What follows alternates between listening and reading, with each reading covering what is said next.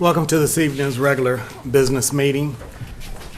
We will have our invocation from Pastor David Scott of Oak Park Church in Jonesboro, be followed by the Pledge of Allegiance. If you would, please stand with me.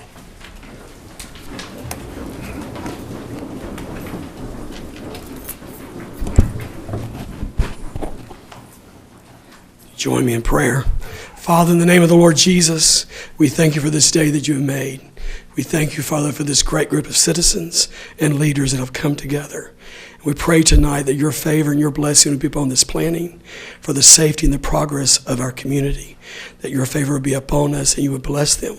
I pray for these commissioners, Father, you would bless them, bless their homes and their families. Bless all the citizens that have come today, and thank you. Bless them for their concern for our community. I pray this in the name of the Lord Jesus. Amen. Amen.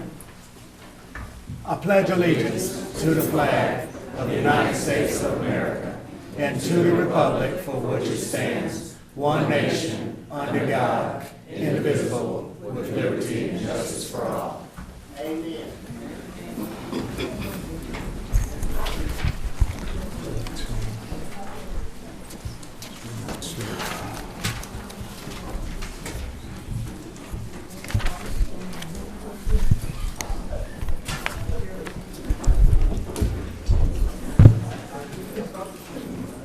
Good evening, everyone. Welcome to our October 15th, 2024 regular business meeting. The first order of business is the adoption of the agenda. Do any board members have any amendments during this time? Yes, Madam Clerk, I would like to add as an emergency item a budget amendment request from Finance to increase the expenses from the ARPA Repair and Maintenance Buildings Fund in the amount of $464,632 we're decreasing it from the ARPA General Assistance to the ARPA Repair and Maintenance Buildings Fund. And the reason is to provide funds to repair the fire suppression equipment at the jail, which is definitely an emergency and needs to be repaired. Is there a second to this motion? Second. Any questions? Yes. Commissioner Hambrick? Okay. Increase expense. Decrease. Oh, increase, decrease. Okay. Yes. Okay. Just been answered. clear? Thank you. Glad I can help, ma'am. Any other questions? Those in favor, aye. Aye. Opposed? It's unanimous. Are there any other amendments or deletions? Yes, Chairman. I'd like to move item number 15 as well as item 22 to the regular agenda. Madam Clerk, are you clear to move item 15, Resolution 2024-245? Authorizing Clayton County to dissolve the Supplemental Nutrition Assistance Program education contract. And you said 22? 22, which is 2024-253. Ordinance to amend the Code of Clayton County, Georgia as amended, specifically Code of Clayton County, Georgia, Part 1, Chapter 19, entitled Taxation. You clear on that one as well? I'm clear, Mr. Chair. Are there any others? Yes. Number 23, Resolution 2024-255 or 255. All right, that's the resolution authorizing Clayton County into a First Amendment Memorandum of Agreement for Automated Transit Network Investigation. Are you clear on those three? I'm clear, Mr. Chair. Are there any others? All right, hearing none, take a motion to adopt the agenda. So move. Is there a second? Second. Second by Commissioner Reeves. Any questions? Those in favor, aye. Aye. Opposed? It's unanimous. Our first item on the agenda, we have a proclamation. Clayton County recognizes Hispanic Heritage Month. This is presented by Vice Chairman DeMont Davis.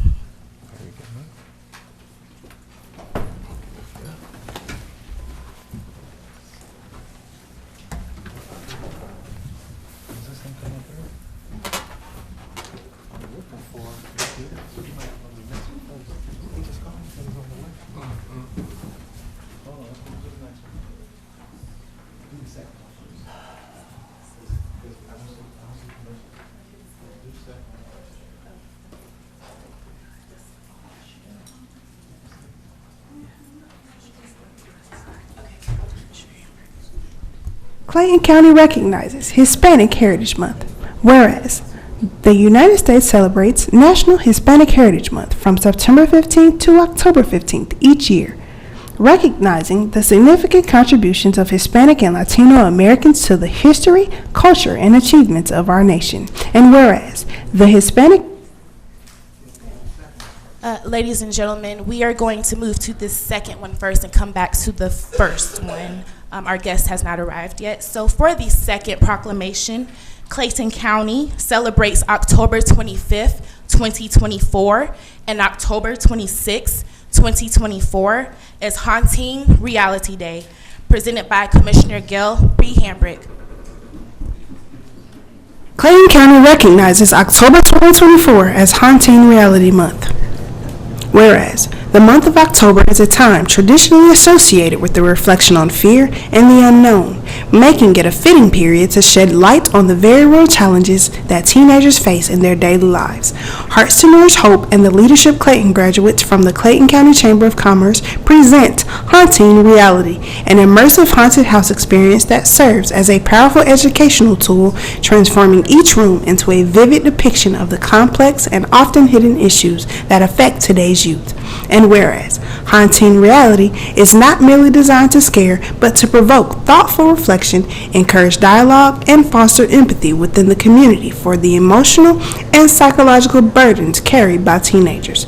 It offers a space for adults and youth alike to gain a deeper understanding of mental health struggles, opioids, sex trafficking, gangs, distracted driving, and other social issues.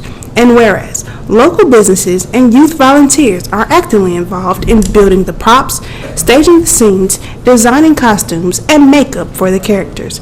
In addition to educating the public, the youth will take an active role in giving back to the community by donating a portion of the proceeds to a local nonprofit organization of their choosing. Not only are they raising awareness, but also being part of the solution. And whereas it is vital for Clayton County to recognize, support, and raise awareness of the realities our youth face, and to provide them with the resources and understanding they need to navigate these challenges and emerge stronger.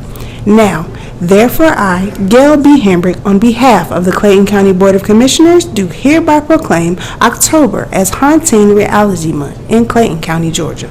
I encourage all citizens to reflect on its powerful message to create a safer environment for our youth.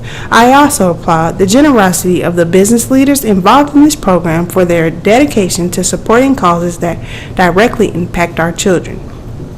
In witness thereof, I have hereunto set my hand and caused a seal of Clayton County, Georgia to be affixed this 15th day of October in the year 2024.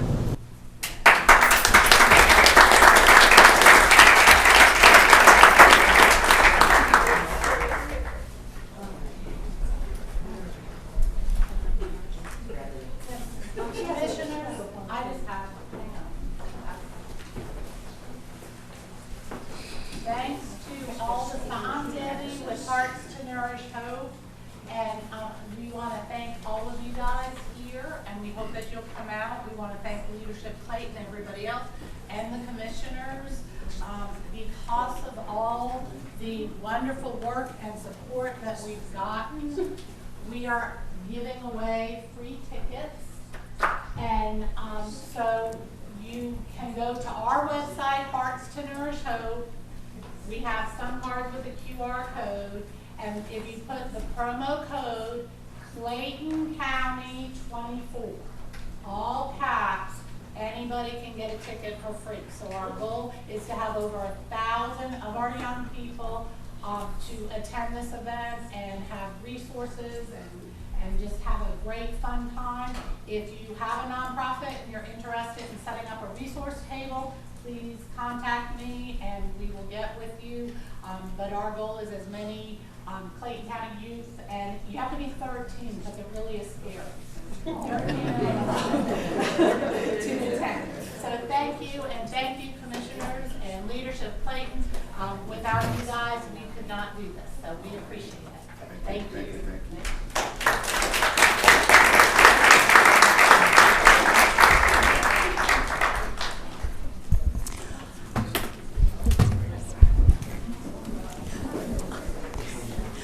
Our next proclamation, Clayton County honors Legends Women Basketball Team, presented by Chairman Jeffrey E. Turner.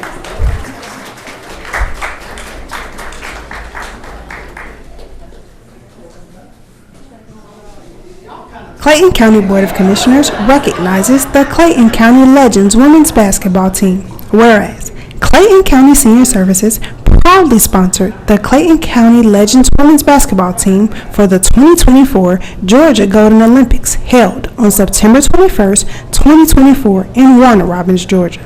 The team, consisting of talented athletes Darlene Bill Thomas, Kathy Christian, Sherry Fagan, Monica Felder, Michelle Jones, Cassandra Holt, and Jastone Smith Okai demonstrated exceptional skill, teamwork, and sportsmanship throughout the competition.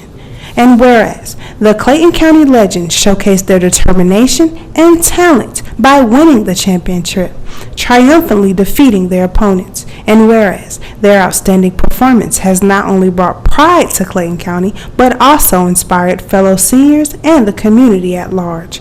And whereas the Clayton County Legends will continue to represent our county by competing in the 2025 National Olympic Games to be held in Iowa, further highlighting the spirit of competition and excellence among our seniors. Now, therefore I, Jeffrey E. Turner, Chairman of the Clayton County Board of Commissioners, do hereby proclaim October 15th as Clayton County Legends Day in honor of their remarkable achievement at the 2024 Georgia Golden Olympics and their upcoming participation in the 2025 National Olympic Games. We commend their hard work, dedication, and commitment to excellence in athletics. In witness thereof, I have hereunto set my hand and caused the seal of Clayton County, Georgia to be affixed this 15th day of October in the year of 2024.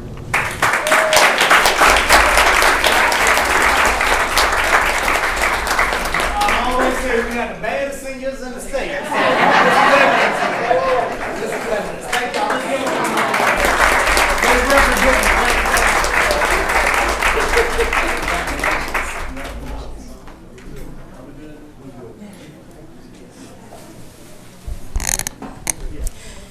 Our final proclamation, Clayton County recognizes Hispanic Heritage Month, presented by Vice Chairman Demont Davis. Do I get to speak? Do I get to speak? No. You're a competition. We're doing all night. How are you? Thank you. Y'all look so nice. Clayton County recognizes Hispanic Heritage Month, whereas the United States celebrates National Hispanic Heritage Month from September 15th to October 15th each year, recognizing the significant contributions of Hispanic and Latino Americans to the history, culture, and achievements of our nation. And whereas the Hispanic and Latino community has played an integral role in shaping the rich fabric of Clayton County, Georgia, bringing diversity, innovation, and leadership in sectors ranging from business, education, and the arts to public service, science, and civil rights. Whereas we honor the vibrant traditions, languages, and values of the Hispanic and Latino community, which have been passed down through generations and continue to enhance the lives of all residents in Clayton County, Georgia. And whereas the perseverance, resilience, and entrepreneurial spirit of our Hispanic community have contributed to the economic growth and social vitality of our communities, and their achievements stand as an inspiration to all. And whereas we are committed to ensuring that the voices and contributions of our Hispanic and Latino community are recognized and valued, and that the opportunities are available for all to succeed, prosper, and thrive. And whereas during Hispanic Heritage Month, we celebrate the achievements of our Hispanic community members and reaffirm our dedication to promoting inclusivity, understanding, and equal opportunities for all. Now, therefore, I, Demont Davis, Vice Chairman of the Clayton County Board of Commissioners, do hereby proclaim September 15, 2024 through October 15, 2024 as Hispanic Heritage Month in Clayton County, Georgia, and encourage all citizens to join in this observance by recognizing the contributions of the Hispanic community and celebrating their diverse and rich cultural heritage. In witness thereof, I have hereunto set my hand and caused the seal of Clayton County, Georgia, to be affixed this 15th day of October in the year 2024. And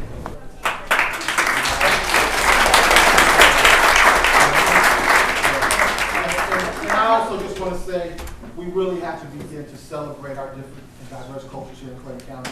This is a time for us to celebrate the Hispanic and Latino cultures and what they have given to this country and what they've done for us. So let's begin to really support this community and support the businesses thereas.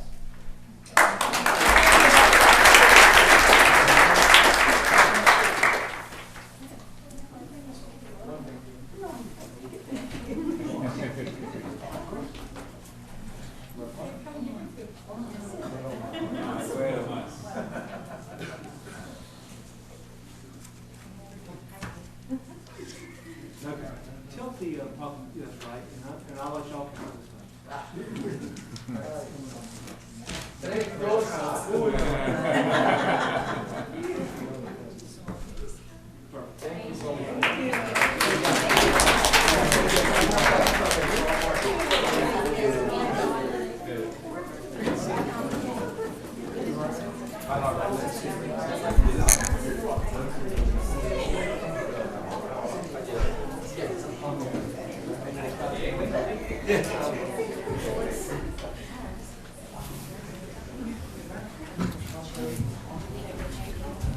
Aye. Sit.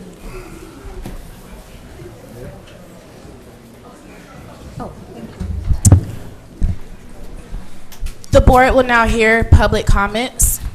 Citizens will be given 3 minutes, maximum time limit to speak before the board with a total time of 30 minutes. Comments must be limited to matters on the agenda or over matters which the governing body has jurisdiction. Speakers must maintain decorous demeanor and refrain from personal attacks upon board members, shouting, and using obscene language. Please state your name and county of residency. Speak clearly into the microphone, and speakers should be courteous, respectful, and not make any disparaging remarks or use abusive language when addressing the board. All right, before I call the first name, I just would like to introduce to the community my newest assistant, Miss Amaris Cummings, if you would raise. There you go. Give her a round of applause, please. Her information can be found on the website accordingly. All right, Miss Donna Mullins.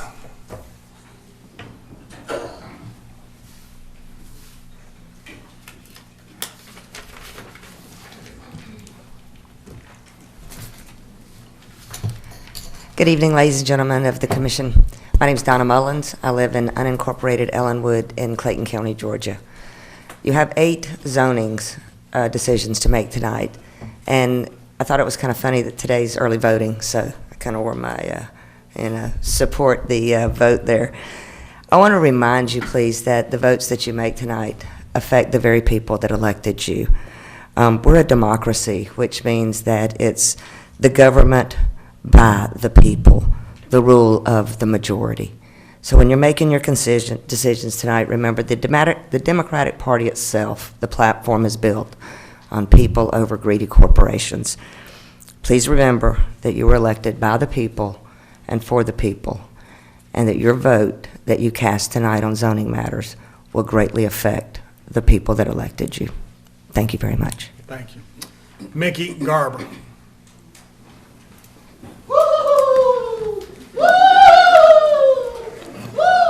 It must be a Halloween speech tonight.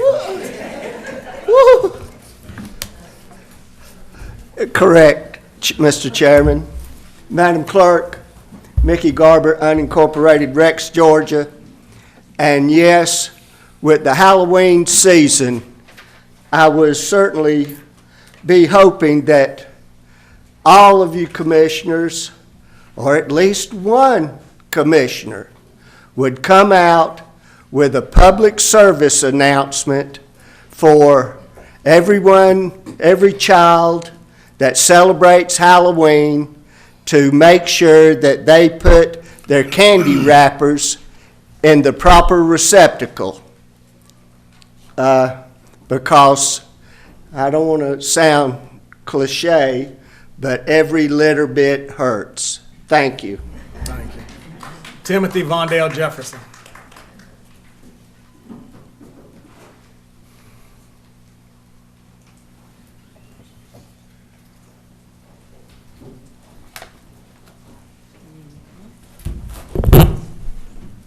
Good evening, Chairman, distinguished board members.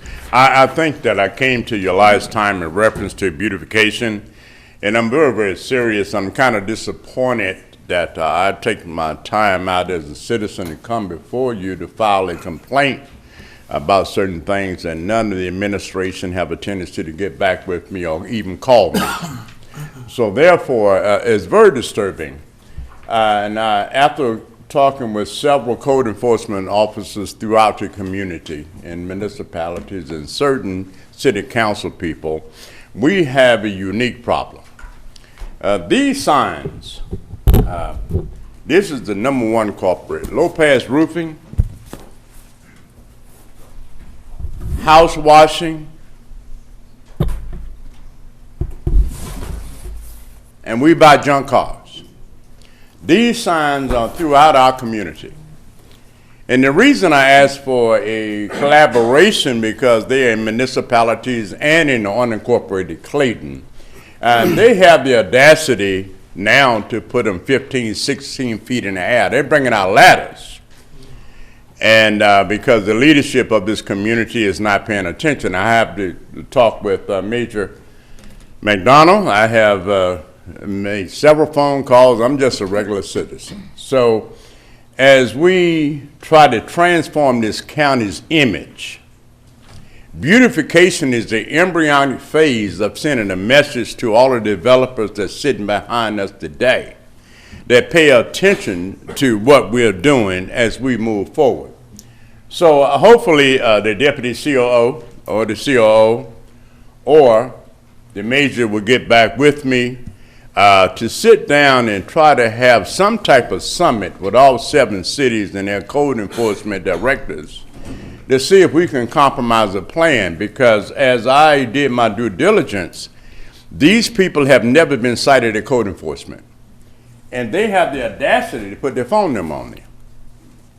And they have never been cited, but they put the signs throughout the community, which have a tendency to not be an appealing kind of concept. So as I take time out my busy schedule, I'm very, very serious about beautification. I think it's a critical component of economic development as we try to transform our community to move forward in the spirit of excellence. So I'm hoping somebody in leadership will take the initiative to get back with me. I'm easy to find. I think everybody has my number. That we can sit down and collaborate and try to come up with a plan that makes sense as we try to move this county forward in the spirit of excellence. I thank you for all your professionalism as we move forward. Thank you so much. Thank you. And Mr. Jefferson, I just drafted an email about picking up those signs as of yesterday. Thank you, sir. Woody Galloway.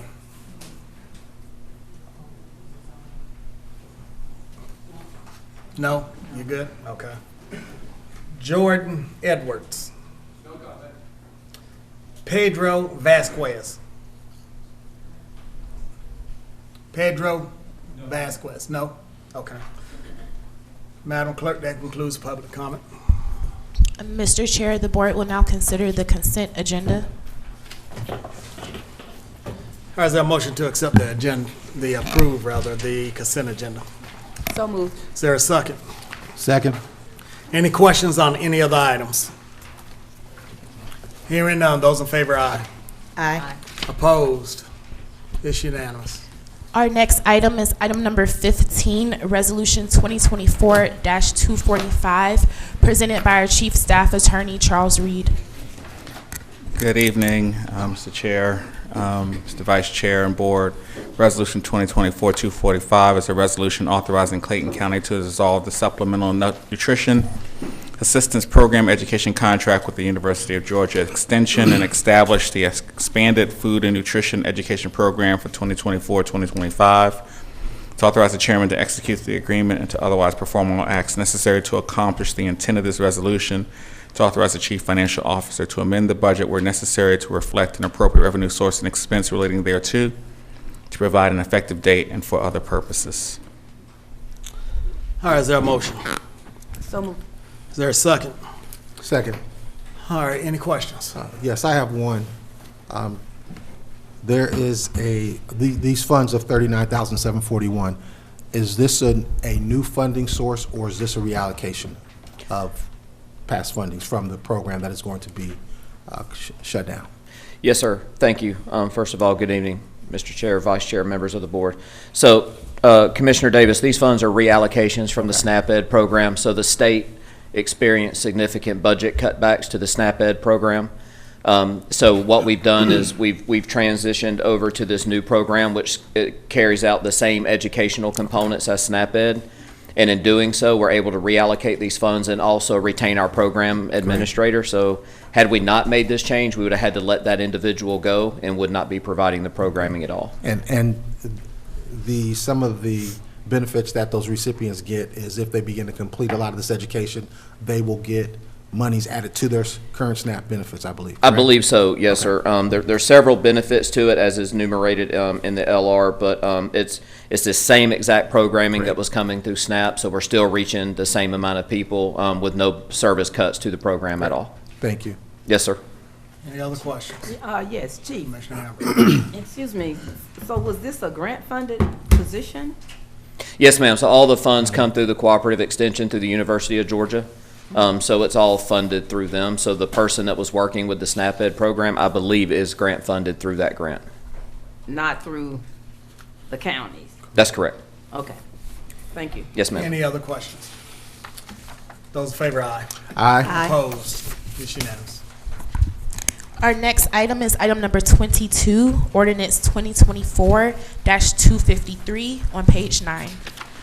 Ordinance 2024-253 is an ordinance to amend the Code of Clayton County, Georgia as amended, specifically Code of Clayton County, Georgia, Part 1, Chapter 90, entitled Taxation, to add Article 4, designated as the Community Improvement Tax Incentive Program, to provide for repeal of conflicting ordinances, to provide for codification, to provide for severability, and for other purposes.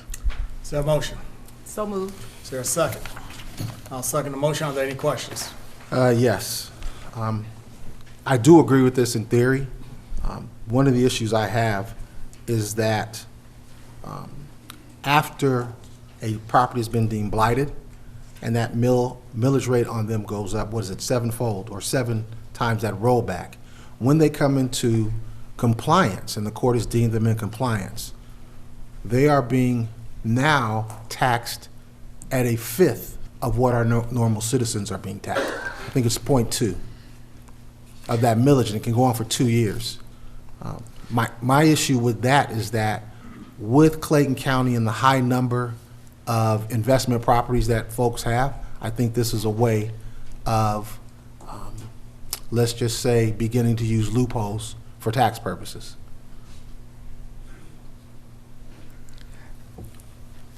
And that last part, I believe, is the second to the last page. Right. 90-106, Section A. So the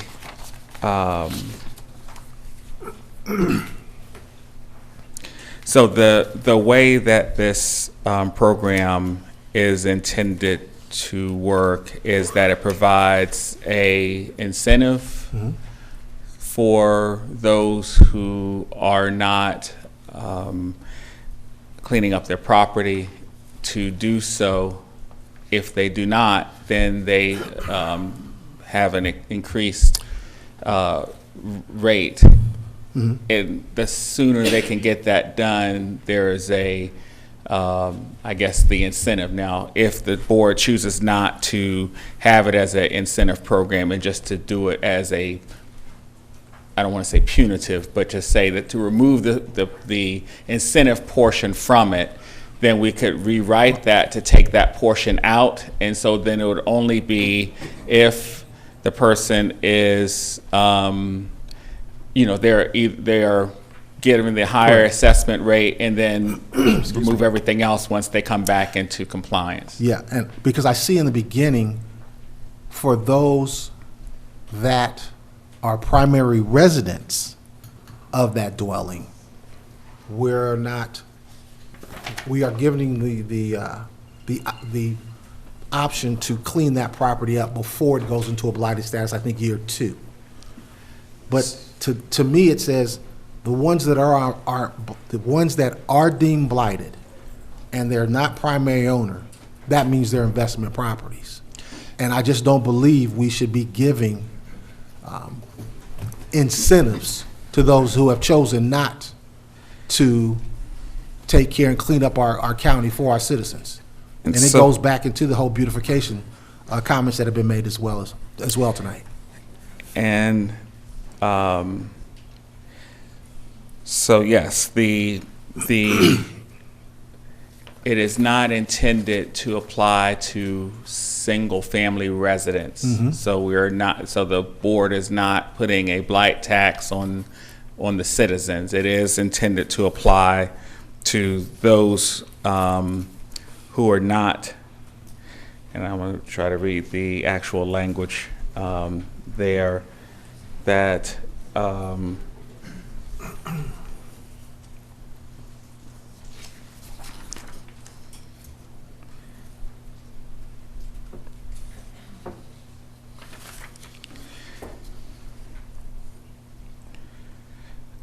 I am missing where that is, but yes, it does not apply to it doesn't apply to single family yet. Correct.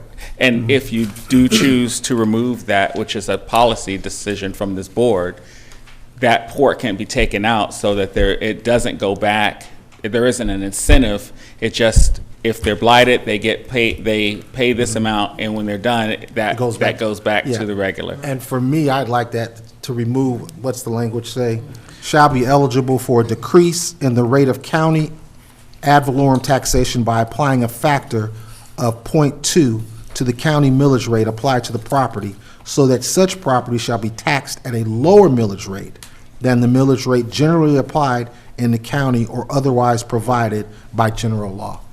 That's the language that I would like to be stricken from there. And what we can do, thank you. What we can do is remove,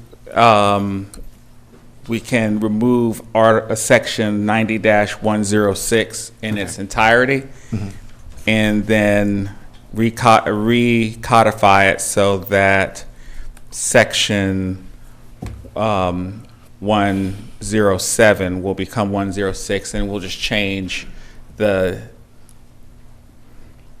title of it too. So maybe it might make sense for me to take the board's direction, pull it from the agenda for today, and then we bring it back to you all at your next meeting with changing, because obviously it will no longer be a tax incentive program or moving that part out, changing it to having a appropriate name, taking out the portion from 106 and bringing it back with something that you all can look at.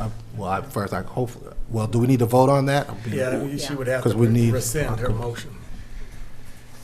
Commissioner, you made the motion, correct? Yes. Motion for ordinance 2024-253 is rescinded. I move that it be rescinded. To approve it?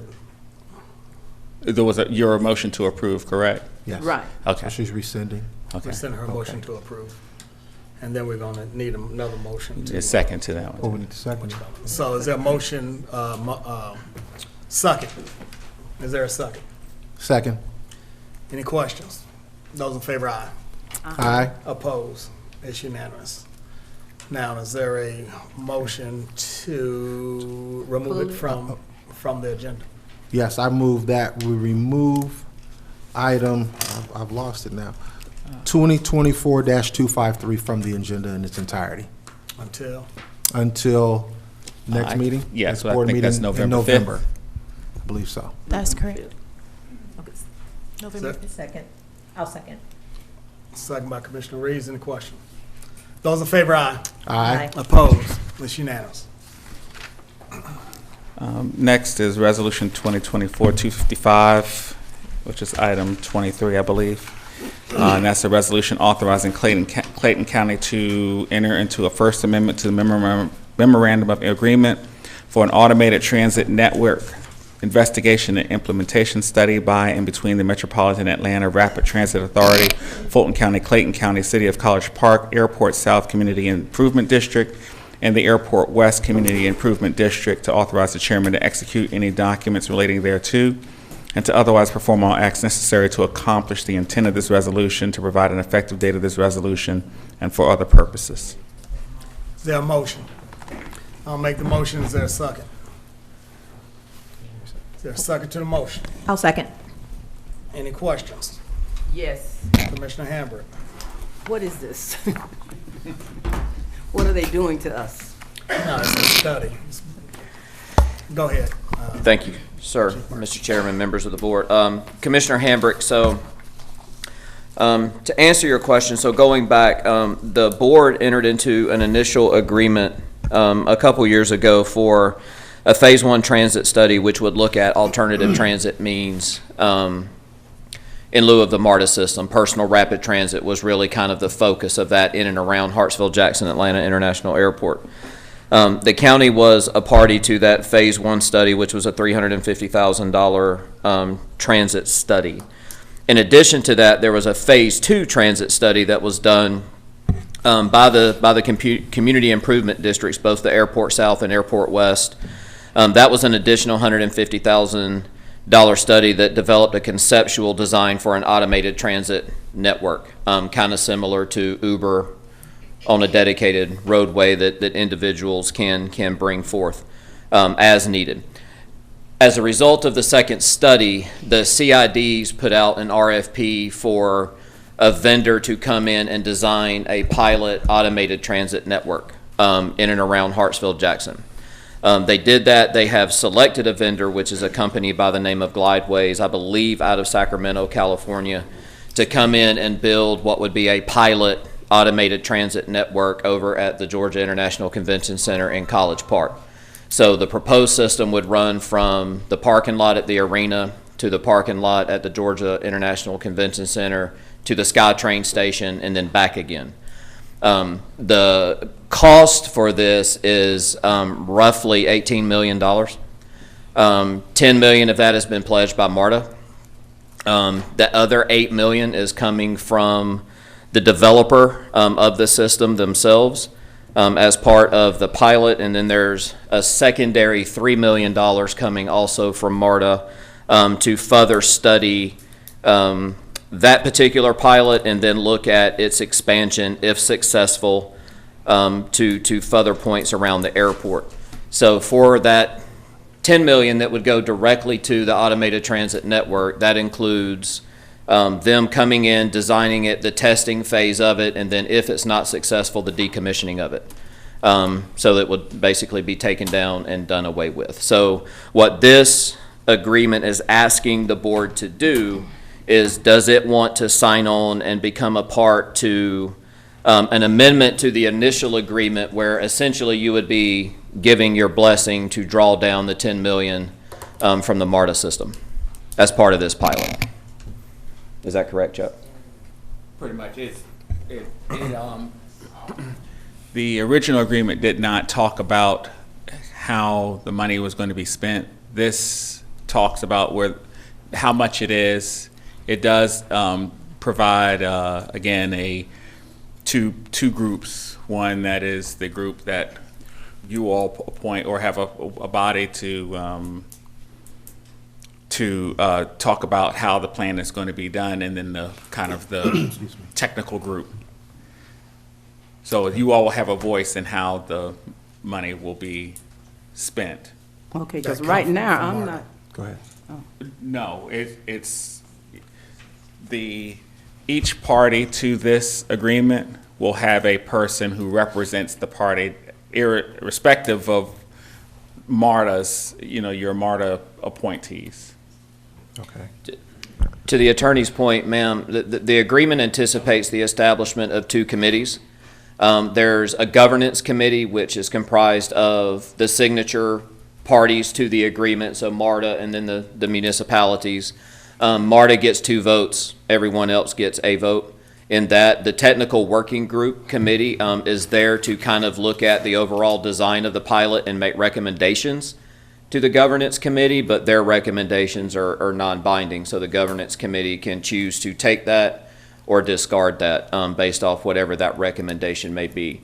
To the attorney's point also, there is a drawdown schedule in the agreement, which may be in your packet, that kind of lays out how and when these monies are due to be transferred to the vendor. Okay. Sharon, Yes. I'm sorry? I have questions. Yeah. Okay, is this money coming from our 1 cent sales tax, number one? That's the first question. You want me to answer them as you get them? Okay. yes. So as it's laid out in the agreement, the funding is identified as MARTA grant funds. And talking with the CID director, it was requested from the CIDs that federal transit dollars not be used toward this program. So in our estimation, that would leave system dollars that would be leveraged for the program. System dollars being those dollars that are put in by everybody that's a part of the MARTA system. So to answer your question, a portion of our 1 cent sales tax would be used to fund the pilot. Now, if you read back, that was not the agreement years ago, and even when we agreed on this. So, okay, you answered that. How would this benefit Clayton County? Because you named places that it would go from one location to another location. How would this benefit our citizens? Well, that location is in Clayton County. How would It's this on that benefit small portion. our citizens? So as I said, the pilot will be built over in College Park at the convention center and adjacent to the arena. Initially, the only 3 places this system goes is the arena, the convention center, and the SkyTrain. So unless you're accessing one of those 3, it's not part of the MARTA system. It's a pilot that's being studied and may or may not be a part of MARTA system moving forward. So is there an initial direct benefit to Clayton County citizens? No, ma'am. Depending on the results of the pilot, there could be a further expansion that loops the airport, but we're talking many millions of dollars to make that happen. We're using the 1 cent that our folk are paying into this. A portion thereof, yes, ma'am. Question, I have an additional question. Would this study include determining whether or not this pilot program or future program would connect to the bus rapid transit that is already scheduled to come to Clayton County and connect the bus rapid transit to the airport? So I'm not 100% sure of what the additional study MARTA is going to be conducting. We'll look at. I can tell you that the initial study that was done as part of Phase 1 and Phase 2 of the original MOU looked at the potential for an automated transit network or personal rapid transit, as this is, and the potential for a collector loop that would go basically all the way around Hartsfield-Jackson International Airport. When that was done, I don't think bus rapid transit was a formal thing yet, because we were in the middle of transitioning from the rail discussion to bus rapid transit. So I don't think that initial study would have made that connection. Now, if MARTA looks at personal rapid transit and how it's going to interact with other new machinations of the system, then there very well may be that look to that. But we don't have anything that really lays out that other $3 million study and what exactly are they going to be looking at. Personally, I don't think we have enough information, because from the information we have, I do not want to commit Clayton County to this. We don't know what we're committing to, and it doesn't seem like it's going to affect our citizens. We want something, So this is a. if we're paying sorry, money out to, we want our citizens to benefit from that. Yes, ma'am. Well, specifically what you're committing to is you would be concurring to MARTA and this vendor, Glideways, pulling their $18 million together and building a pilot to study whether or not personal rapid transit functions. The technology that's being used is not, I don't think it's actually functional anywhere in the United States. So we're kind of one of 3 or 4 test areas that this company and other rapid transit companies are looking at to try to build these systems and see how they function. But to your point, as far as a benefit of does this interact with the current MARTA system, the answer to that is no. And that's because it is a pilot program. And it's very limited in what it does and what it's going to measure, right? So, as far as being able to gauge ridership between the convention center and the terminals at Hartsville Jackson, we don't know that because it's not going to the terminal. So it's just looking at kind of how does this technology function? Is there a demand for it, right? So it's going to be somewhat limited in what it tells us, other than we're going to build it and see how it functions. And actually, if our people wouldn't be using that anyway, if we were to go to the GICC building or whatever, we're going to drive. We're not going to go to the airport, take a shuttle over to the building. I think, let me say this, and my board position on the Aerotropolis, when we looked at this, it was simply for the purpose of creating a pilot program to see the feasibility and whether or not it would be applicable to go around the airport and connect to some other catalytic sites around the airport as we build out Mountain View area, as we build out some of the other locations where you would get into a personal pod vehicle. Correct. And it would take you directly to that location. So, for instance, if there's a larger scale system, you can technically get on a personal pod from the airport, let's say the international terminal, and take that directly into the Mountain View area where we're going to have some major development. And that's a nonstop system where right now you see the BRT and even the buses and trains have those stops. This would be a nonstop, but at the end of the day, it's a test program. Monies would be allocated to see how it works, how feasible it is, and to attract, because it is catching on throughout this country. We went to, I want to say, San Diego. You said Sacramento, I think it's San Diego. Northern California. Yeah, and they have one of maybe 2 only test tracks in the country. And correct me if I'm wrong, initially the discussion was on bringing a test track here. So this is kind of moving away from bringing that test track to now a study of it. In theory, yes, this technology was not here the last 10 years. We understand that. Technology is now here and is growing. The question becomes, can we take this back to MARTA and say, look, give us some more details about how we're going to go? Because in my mind, what's going to take place, if it is feasible, it will begin looping on the north side of the airport, not the south side. And that's what I don't want. I don't want that, but we need to know what are going to be some direct benefits to Clayton County so that we can economically begin to prosper off of that.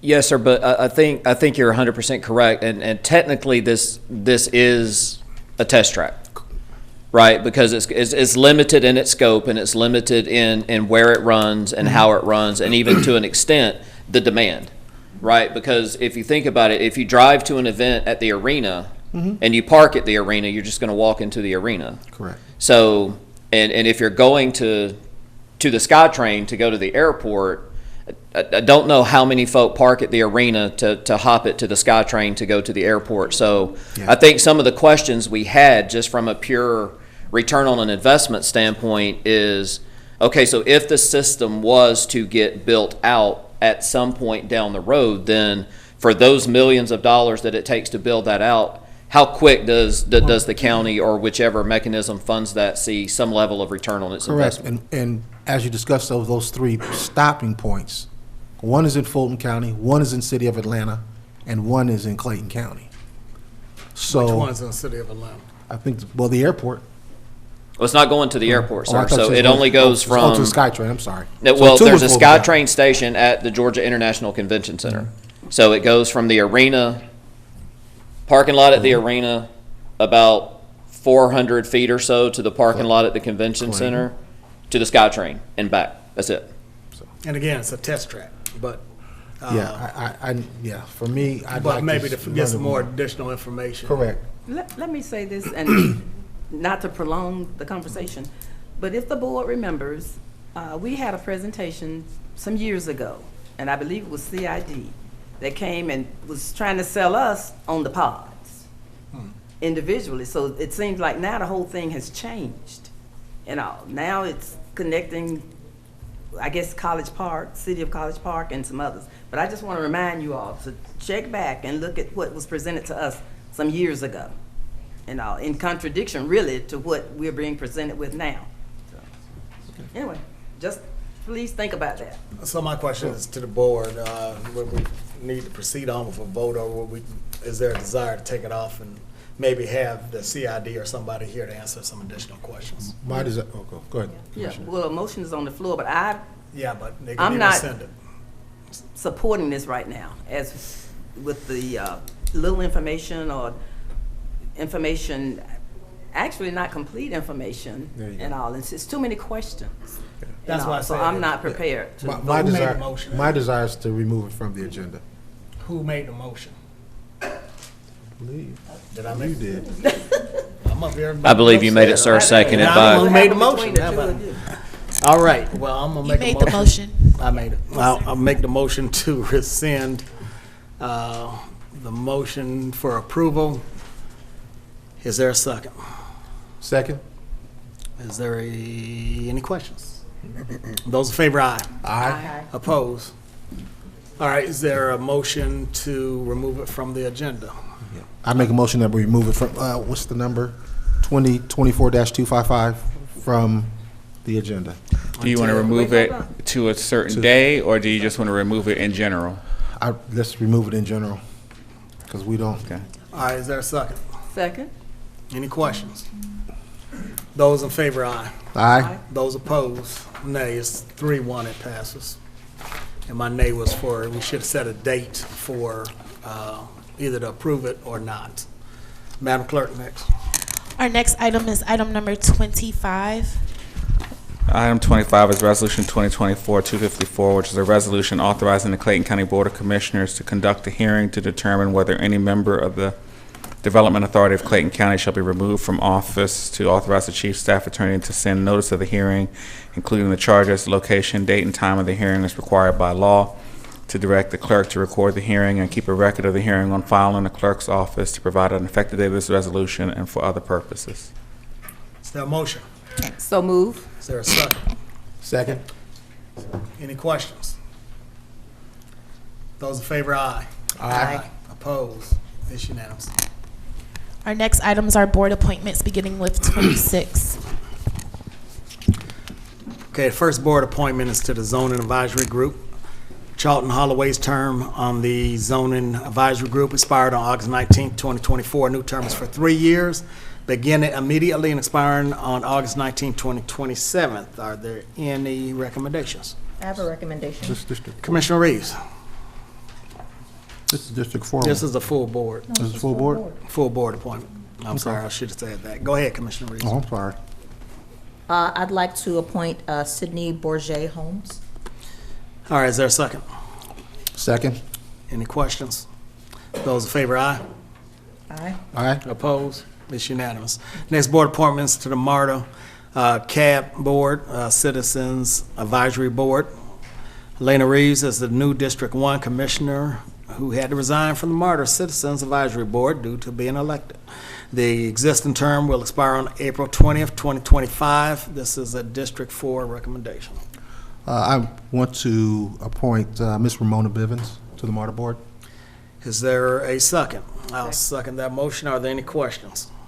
Those in favor, aye. Aye. Opposed? It's unanimous. Next board appointment is also to a MARTA CAB Board. Dorla Serenfant resigned from the MARTA Citizens Advisory Board. Existing term will expire on April 20th, 2025. Commissioner Davis.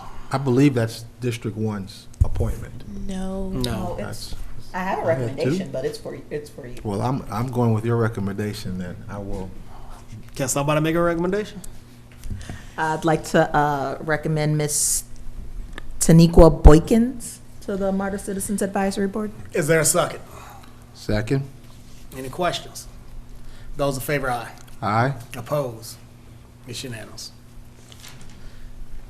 Next appointment is to the Library Board. Brenda Gutierrez' term on the Library Board of Trustees expires on October 19, 2024. New term is for 3 years, beginning immediately and expiring on October 19, 2027. Commissioner Hamburg. Yes, I would like to reappoint Ms. Brenda Gutierrez. Gutierrez. Is there a second? Second. Second by Commissioner Davis. Any questions? Those in favor, aye. Those in favor, aye. Aye. Opposed? It's unanimous. All right, next board appointment is to the Veterans Advisory Board. Diane Hannah's term on the Veterans Advisory Board expired on June 6, 2024. New term is for 4 years, beginning immediately and expiring on June 6, 2028. This is a District 3 appointment, and Madam Clerk, just to go ahead and hold that till the second board meeting in November. Okay, and And she will continue to serve in that capacity until she's either reappointed or removed. Into Excuse me. November or until the new person comes on board? She'll be on board in November. We have a No. special election. It's a special, Okay. whenever a new person comes on. Yeah, we have a Mr. special Chair. election going on. Mr. Diane? Chair, Yes. can I state on record that Ms. Hannah does wish to be reappointed? I can't hear you. Can I state on record that Ms. Hannah does wish to be reappointed? Yes, that'll be Okay. fine. All right, next board appointment is to the BZA, which is the Board of Zoning and Appeals. Kathy Robinson's term on the board expired on August 19, 2024. New term is for 3 years, beginning immediately and expiring on August 19, 2027. It's a full board appointment. Anybody have any recommendations? I would like to recommend Ms. Denise Ziegler. Is there a second? Second. Any questions? Those in favor, aye. Aye. Opposed? It's unanimous. Madam Clerk, that concludes appointments. Next, we have our zoning hearings, beginning with item number 32 on page 11. Citizens may speak for or against an item that is considered by law to be a zoning decision, and each side will have 10 minutes to present its case. In the event there's more than one speaker per side, speakers must divide their time in order to complete their full presentation within the 10-minute time allotment. When the time runs out, the speaker will be expected to cease speaking and leave the podium area.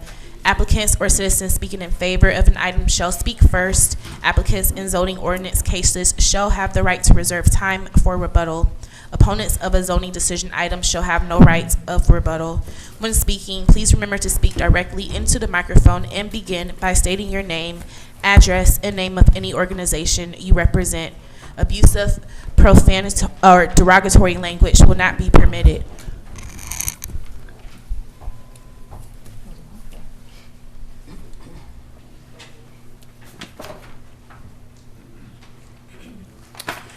All right. Good evening, board members. Tyler McSwain, representing the Community Development Department. We're going to go ahead and read the first item for item 32, which is BOC 23120377. This is a conditional use request for a property that's located in the general business zoning district, also located at 5150 Highway 85 within Commissioner District 2 area. This request, again, is for tire sales and repair. This particular area, in regards to its location, its proximity, has a mixture of uses with an industrial and commercial. Staff's analysis and summary for this request notes that there are similar uses in the area. The applicant, who is Garcia and Garcia Tires LLC, is also mentioning that they would like to use this facility to use it and have it as car repair and tire sales So staff acknowledges that, one, we didn't receive any plans for enhancements that includes the outside of the building. Staff has also recommended plans that includes some type of driveway or drive plan that shows the bays that are going to be a part of this. We also want to note that the previous uses, this has been used for a Waffle House. This has been used for an enterprise car rental place. So in consideration with the area and the best use of the property, staff's recommendation for this request was denial. ZAG's recommendation was denial based upon staff's recommendation. And I'll be happy to answer any questions that you may have for me, and I believe the applicant may be here as well. Is the applicant present? Is the applicant present?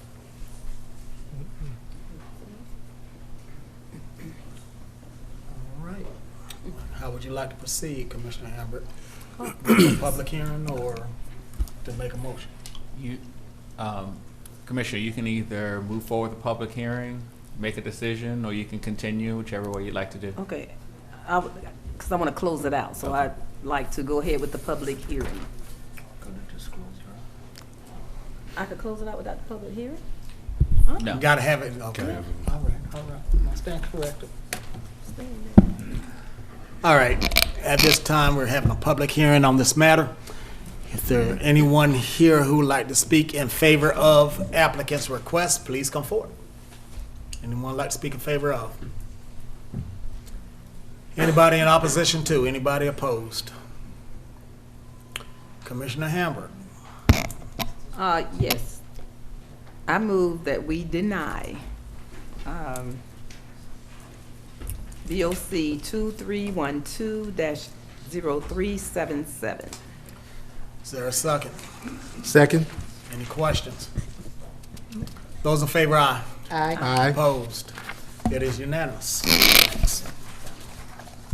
Next, we have item 33.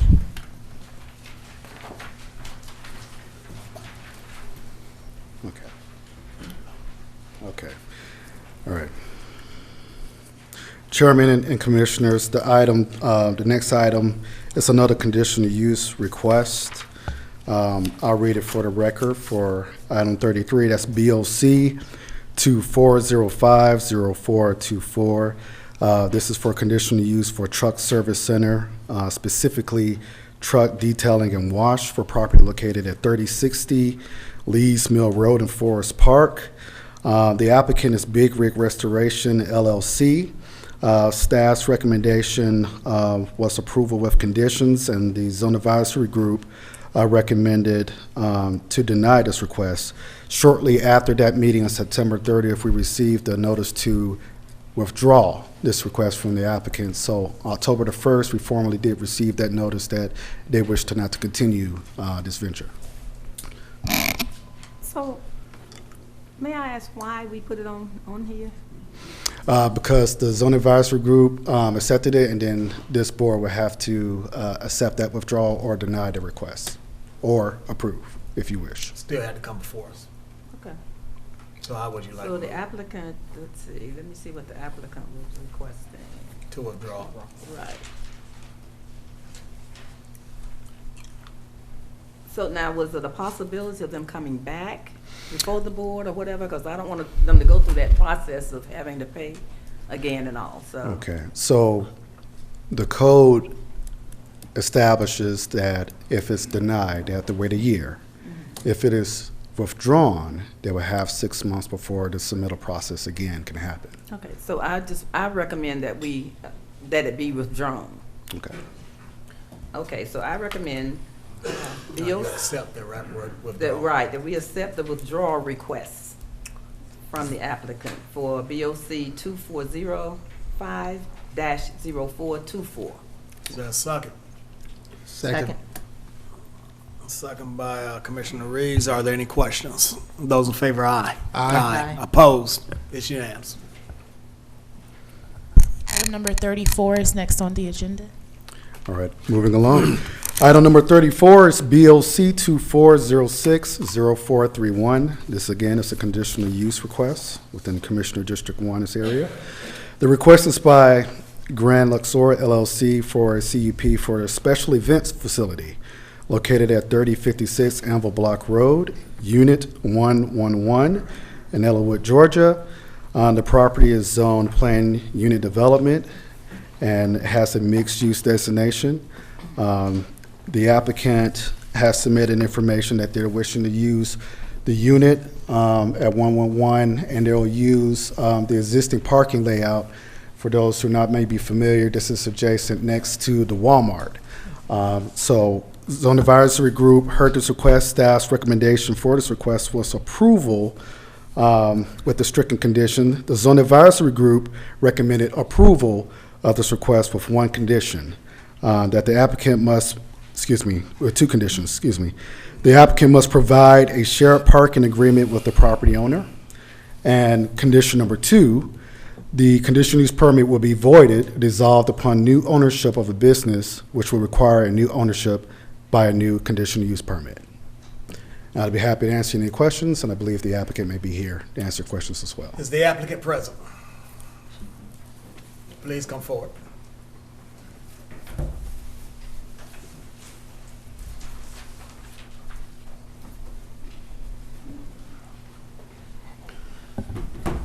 Please state your name for us, and Good if you evening. would like to save any minutes for rebuttal, should somebody be opposed to your request.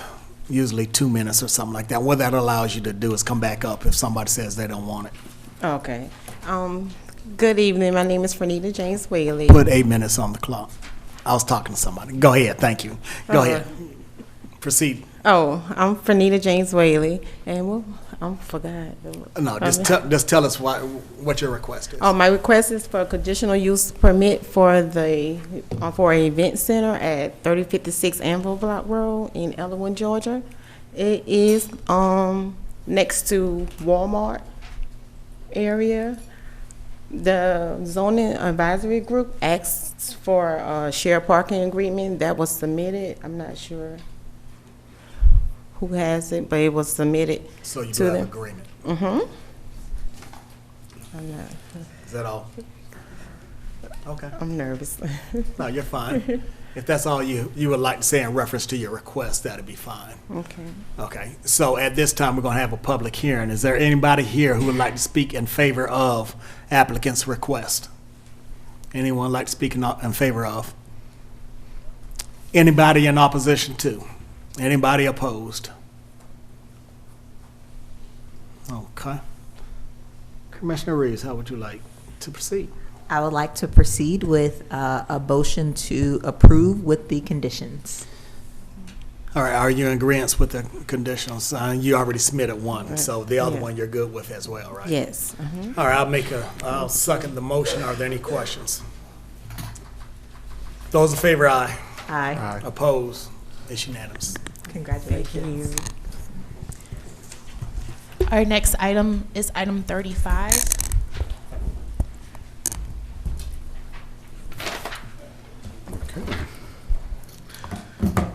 Item number 35 is BOC 2407-0434. This is a modification for site plan for proposed apartment complex located at 4276 Williamson Road in Ellenwood, Georgia.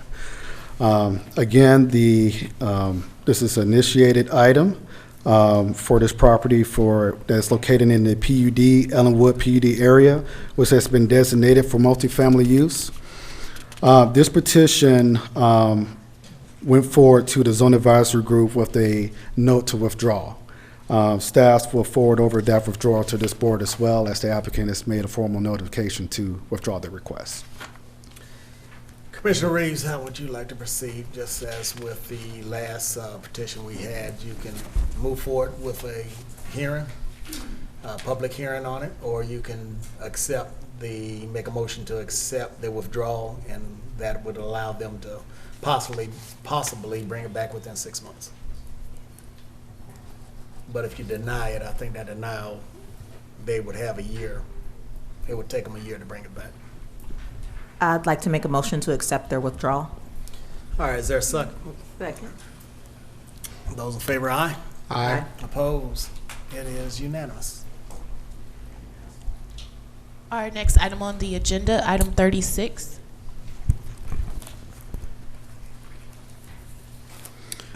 Item 36 is BOC 24080439.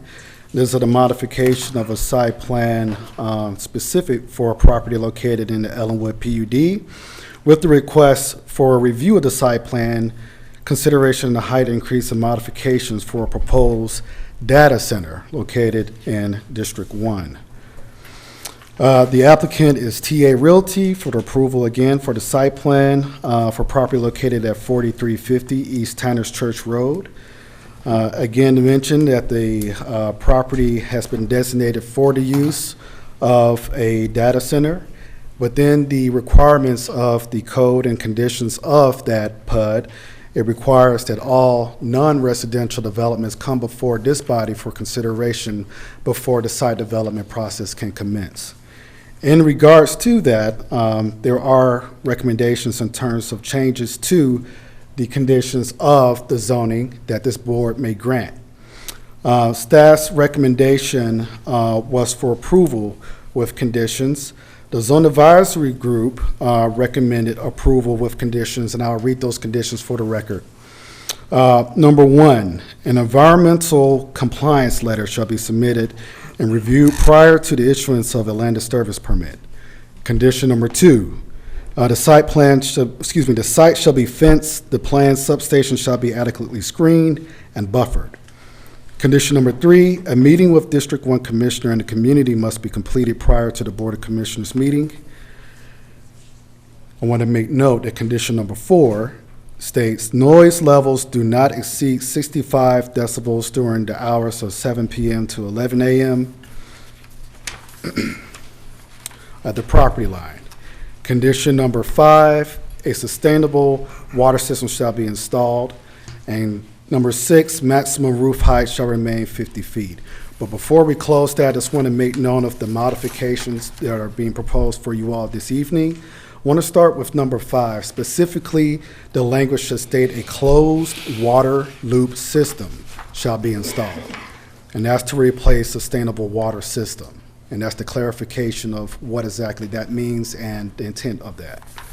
Lastly, with the discussions of condition number 4, we have a new proposed condition agreed upon that new language that cleans up or clarifies the language on the decibels for the property. And it should read that A, nighttime, no person shall permit or operate or cause any source of sound to create a sound level in a residential zone or within any residential building during the hours of 11 p.m. to 7 a.m. in excess of 55 decibels or 10 decibels above ambient level, whichever is more, when measured at or outside the property boundary. B, daytime, no person shall permit or operate or cause any source of sound to create a sound level in a residential zone or within a residential building during the hours of 7 a.m. and 11 p.m. in excess of 60 decibels to 10 decibels above ambient level, whichever is more, when measured at or outside the property line.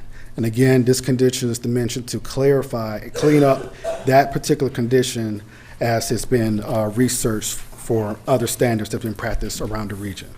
And those are the conditions regarding that petition. I'll be happy to answer any questions that you may have for staff. Is the petitioner present? Please come forward.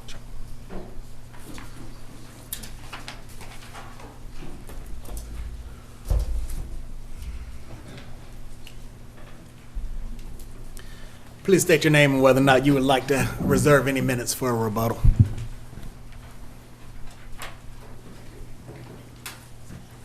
Yes, sir. Jordan Edwards, 4062 Peachtree Road, Atlanta 30319. I would like to reserve any amount that I have left over after I finish. Well, you got to say it ahead of time. Okay. 5? Okay. Okay. Set the timer at 5, please. Go ahead, sir. Sorry. Yes. So this is a request for the site plan amendment, or sorry, the site plan approval and zoning modification for the 34.68 acres at 4350 East Sanders Church Road. I'm representing TA Realty, the applicant, for these requests. And y'all will probably be familiar with the property. This was zoned just in 2023, not long ago, with the Ellenwood PUD. This specific property was specifically designated for the data center use in the PUD approval.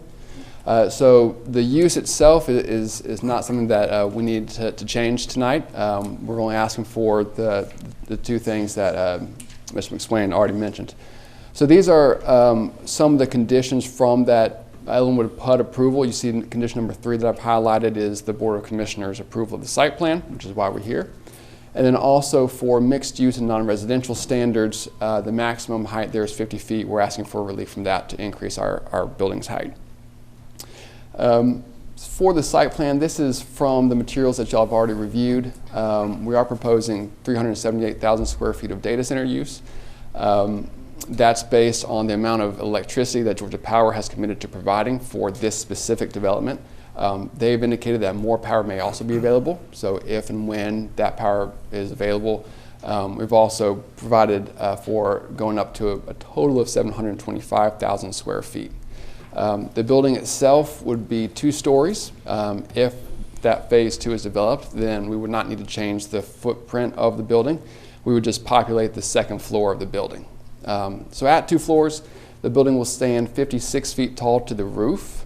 It will have elevator bulkhead and chilling equipment on top of the roof, which we propose to screen from view from the ground, from the roads, with a parapet wall. And the top of the parapet wall goes up to 76 feet, and that's why we're requesting for that zoning modification to increase the height of the building from 50 to 76. It's mostly the parapet wall to screen the equipment on the roof. Last thing I want to point out about the site plan is that our main entrance is on East Tanner's Church Road on the southwest side of the property. There is a 2nd point of access on Williamson Road that is only for required emergency access vehicles. So that's going to be gated, closed, locked during all normal operations of the building. We did submit a couple of renderings of the proposed development. This is a view from Williamson Road. So what we're going to do most of all is try and screen it from view as much as possible with good looking vegetation, trees. This is a view from the south, from East Tanner's Church Road. Again, want to make sure that we have as much vegetation there as possible. Trees that can be saved will be saved, and where trees cannot be saved, we want to replant. Data centers themselves are very passive uses of land. There's a small office component, but outside of that, they're just rooms of computer servers. So the operations here do not involve a lot of truck trips at all during normal operations. No emissions or fumes, very few employees. That means even few automobile trips. This will be a closed loop water system, so once it's operational, it's not going to use a lot of water. And normal operations are very quiet, so we're not going to produce a lot of loud noises. We've already submitted that conditional language to mandate that the noise levels at the property line be adhered to. We don't have a problem with that. Then the last thing I want to point out is the tax benefit of this development. The proposal that TA Realty has put forward will increase the value of the property by billions of dollars. That obviously will make a big difference to the county's tax revenue and to the school's tax revenue. So it's a very significant number. Staff and the zoning advisory group recommended approval to you. There were 2 conditions that we wanted to make note of. One was the one about sound. Mr. McSwain's already done that. I did want to point out that the daytime hours, I heard 60, but 65 is sort of the industry standard. Just want to make a note of that. And also wanted to point out also that there is redundant power here at the site, so in case of an emergency when power is cut, which is not likely to happen, but then emergency generators do kick on, and so in an emergency situation, that sound level will probably be exceeded. All right, so your time is up. At this time, you will have 5 minutes for a rebuttal at the end. Thank you. We don't have any time for those who might want to speak in favor. This is it's an open meeting. This time, anyone like to speak in opposition to? please come forward.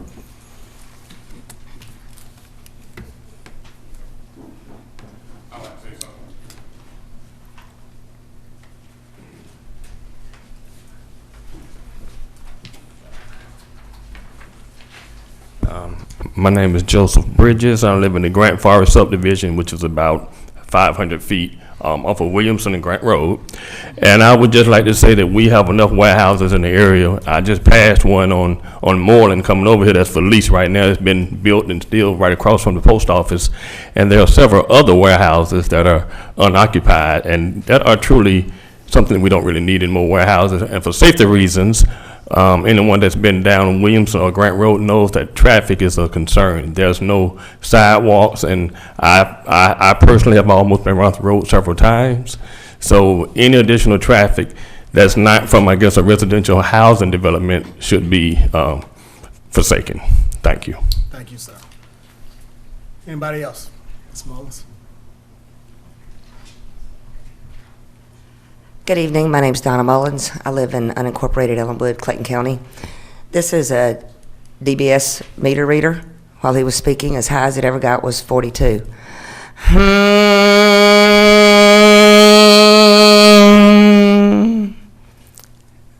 That's 60 or above, or 10 above. There are many reasons why the data center should not go there. I've written you, I've written each of you, I've written the planning department, I've written the zoning department. I've written everybody but God. I didn't have his email, so I didn't write him. But he knows my heart. And he knows that, and you know, that you have seen me here many, many times fighting for the benefit of my community. There is no benefit whatsoever to the Ellenwood community to have this data center. I visited a data center the other day. It was a repurposed building that used to be the Sears Distribution Center, where there was already development there, so they did not have to take away 34 acres of green space and create a large carbon footprint. It was already there and available. For the closed loop system, what I have found out is that once the initial 3 to 5 million gallons are brought in order to substantiate and keep those levels, that cooling system evaporates, so there's going to be about 100,000 gallons a day that are probably going to be needed to keep that cooling system on the roof, making a loud noise. What type of effect is that going to have on the Clayton County water system? Y'all know we have a renowned water system. I mean, we are nationally recognized because of our water system. Let's not let a data center destroy it for a couple of dollars. And I want to remind y'all again about democracy. We voted you in to protect us. I wrote you all again today, reminding you of how inefficient that this would be to put this data center in, and that there are over 1,000 represented homeowners and individuals in Ellenwood that do not want that. In a democracy, we would win. I hope that you will deny this. Thank you. Anybody else like to speak in opposition to? Mr. Chairman. Mr. Garber?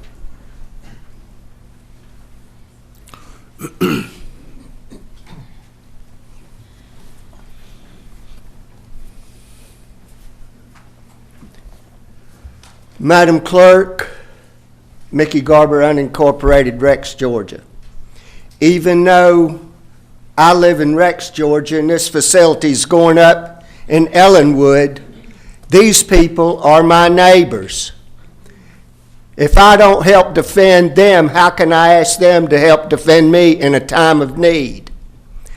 Now, what I'm going to say is about the noise and the quality of life here. And if they build the center and that noise goes beyond the decibels, are they going to come in here and shut it down and tear down the building? Of course not. Are any of these gentlemen sitting behind here live here? Of course not. They come somewhere else and representing someone else. We live here, and that's who you need to consider. And as far as that money goes, well,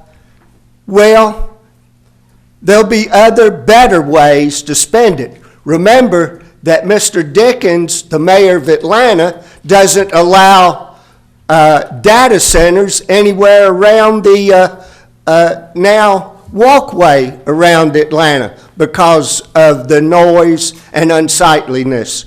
And we're going to allow it here? Of course not. Thank you very much. Yes, ma'am.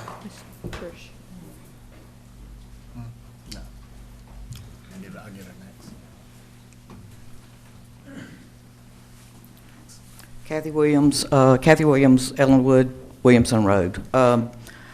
Also, we need to remember that they're also going to be messing with water levels. There's underground water on that property.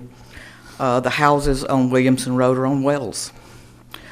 What's going to happen when they start blasting, building, and I don't have water? What's going to happen then?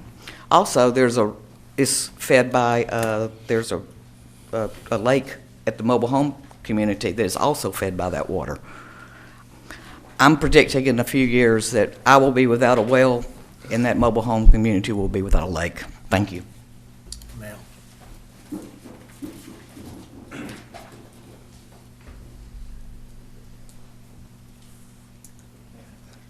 Hello, I'm Trishana Wright. I am a resident in the Village Crossing neighborhood. I'm also a part of the HOA. We had a chance to speak with the Galloway Group, who's representing TA Realty, and they mentioned some benefits to the community that they could provide. But with that aside, I'm grateful that that was something they're willing to do. But with that aside, the remaining land that's there, we really want to be able to see something that is beneficial to the Ellenwood PUD. Even though we're looking at this as an investment to the community, or to the county, I should say, it's not necessarily benefiting us directly as residents. With the remaining land, if we are trying to move forward with this, I would ask that we look at how we use the rest of the plots that are available so that we're not in a situation where we're left with something else that's not benefiting us. Right now, we have a land plot that's not, it's not fully developed. We're seeing all these trucks just sitting there, and this is just more introduction of something that we're not looking forward to see. I would also ask if you could look at just making sure that this is look at how it's impacting our quality of life, our home values, what we are truly getting here by putting something like this in that space. Thank you. Anybody else like to speak in opposition to?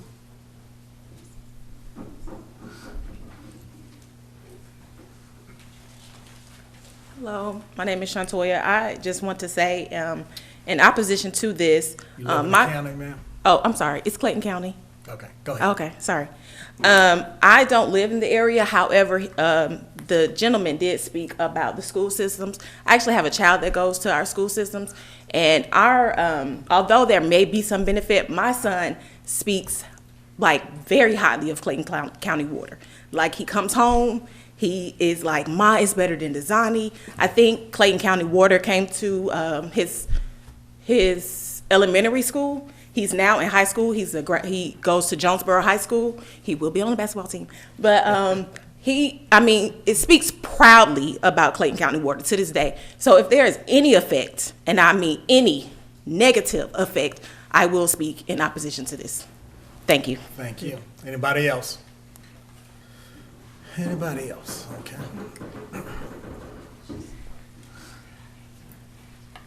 Good evening, Mr. Chair and Commissioners. My concern has to do, Erica Caines, unincorporated, Clayton County. My concern is that as we are having development in the community, I'm not against development overall, but I'm asking that we plan mindfully for the tax dollars that are supposed to be coming from these developments. There are needs in this county for things like multi-use trails, for alternative transportation. We're getting a bunch of new housing developments. We should somehow tie or earmark the proposed tax dollars to improvements that we can see as residents of the county, so that our schools get a better reputation, so that our neighbors can travel without being stuck in traffic, so that people who want to bike or run or walk can have safe trails to travel on and things like that. So this is not in opposition, so to speak, but it is a plea for the board to let us know as residents I'm sorry, where ma'am, that but money your is time going to up. go. Your time is up. Thank you. Thank you. All right, sir, you have 5 minutes for a rebuttal. Sure, thank you, and I'll try to be quick and get to as many of those as I can. First of all, about the use of the data center itself, the use is already approved.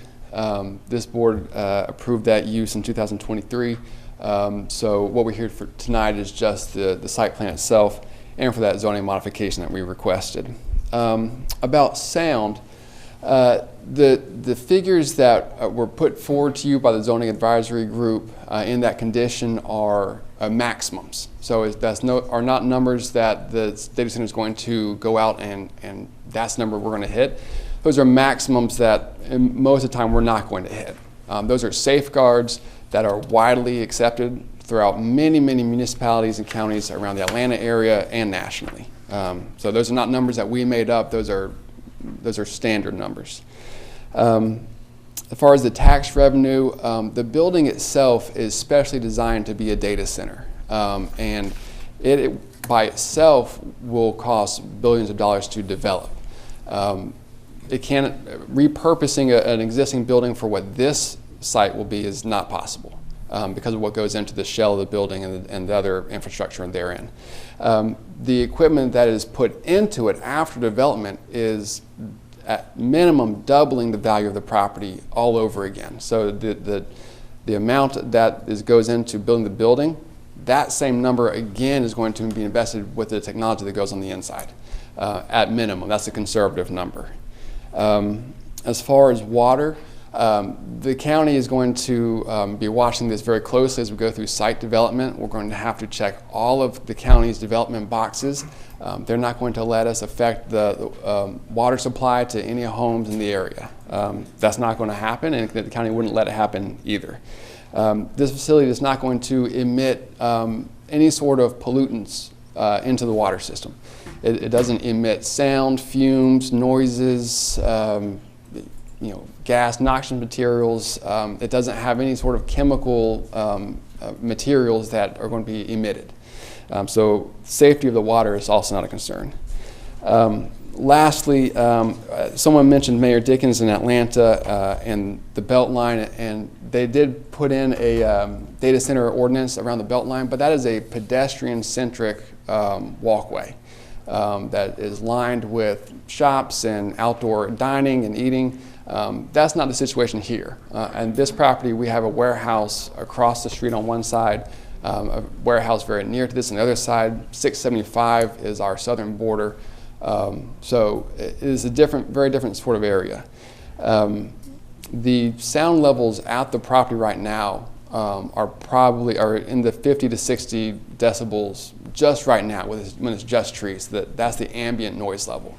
And what we know is that we're willing to keep it at that ambient level that's existing right now with those standards that we gave to you earlier.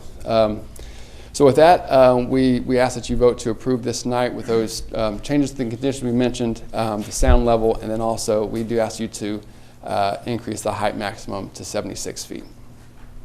Thank you, sir. Commissioner Reeves. You have a motion for us? Or comments? Questions? I have a questions? question. Yeah, Well- you have folks who they can ask their questions.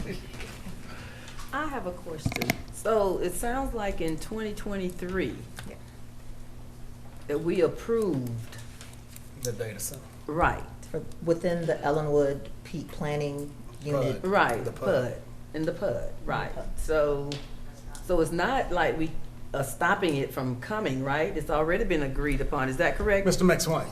Yes, the building, it's already been approved. They want modifications to the structure as it relates to the height and so forth. Chairman, you are correct. What's being displayed on your screen here says that is a permitted use. However, again, if it's not a residential use, it has to come before this body for consideration for site development. Any other questions for Mr. Maswan? I have questions for the TA Realty. Okay, well, let's get a motion, and then we'll open it up for questions. All right. So I make a motion to approve BOC 2406-0431 with the conditions as modified by Mr. Swain for the 6 conditions. sorry, I was on the wrong number. Sorry, approve BOC 2408-0439 with the conditions including item 4 around noise between 7 a.m. and 11 p.m., as well as the modification to condition 5. And I want to make note that condition 3 has been completed.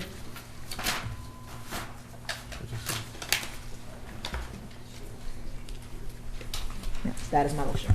All right, is that a second? Hold on. Oh, sorry, no, there's one more thing.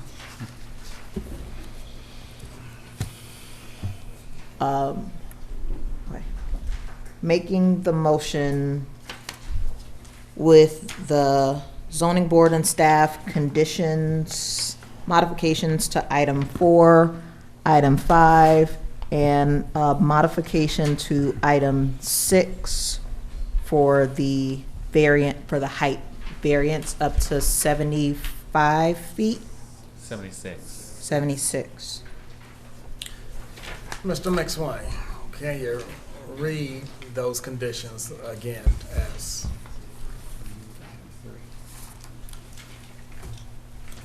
Okay, so the way I'm going to read this is with the removal of one condition, and that condition has been met. So I'll read these as discussed. That 1, an environmental compliance letter shall be submitted and reviewed prior to the issuance of a land disturbance permit. Condition number 2, the site shall be fenced. The planned substation shall be adequately screened and buffered. Again, item number 3, we're scratching, so the new number 3 would be the language issued in regards to the nighttime and daytime ordinance updated modification requirements of the decibels. And condition number 4 would be that a closed water loop system shall be installed. And condition number 5 would be the maximum roof height to remain shall be at 76 feet. So those will be the conditions with the corrections and modifications. Okay, and the petitioner agrees to these conditions, correct? Woody Galloway on behalf of TA, yes, we do agree to those conditions. Okay, so that. And the noise was the one we submitted, correct? Yes. Okay. Thank you very much. Yes, we are. Okay, Commissioner Reeves' motion is for approval with the conditions as read by Mr. McSwain. Is there a second? I'll second the motion. Are there any questions? I do. Who is the primary company that will be running this data center? Will that be TA Realty or will that be another vendor? TA is going to develop and own the building. They will have another end user of the data center once it's operational. The final end user has not been ultimately decided yet. It's one of a very small number of household names as a technology company. They can't disclose that yet, but it's a name that everybody is familiar with. Okay. Will there be any towers on this property? No, cell sir. phone towers, any type of towers on this No, property? No. And what's the purpose for increasing the height of this building to 76 feet? Right. So the roof of the building is going to be 56 feet. So that's the 2-story building, be 56 feet to the roof. On top of the roof, there's going to be equipment that's used for cooling the computer servers on the inside. To screen that from view, the TA is proposing to put a parapet wall around the perimeter of the roof. And that stands up to 76 feet tall. So the way that Clayton County zoning ordinance reads, parapet walls are counted as part of the building structure height. So that's the height. Okay. And will you be going down any underground? A lot of data centers, they go underground as well. Will you all be doing that? No, sir. It's a ground level and then 1 story above ground level. Okay. And how many employees do you anticipate? 40 to 50. That's an extremely large data center for 40 to 50 employees. That is exactly true. We're actually also requesting a variance to reduce the number of required parking spots. Because from everything I've seen, the average number at a data center is from 5 to 30. And you're talking about 40 at the beginning. Okay. As a conservative number, yes, sir. Okay. As the processor industry grows, I know right now you're talking about cooling by water sources. Will there be any movement to cool by hydrogen? Chris, do you want to speak to that? This is Chris Trotman from TA Realty. Good evening. Like you said, my name is Chris. I'm an engineer, electrical engineer by background. I just wanted to speak for a brief moment about the cooling system, to your point there.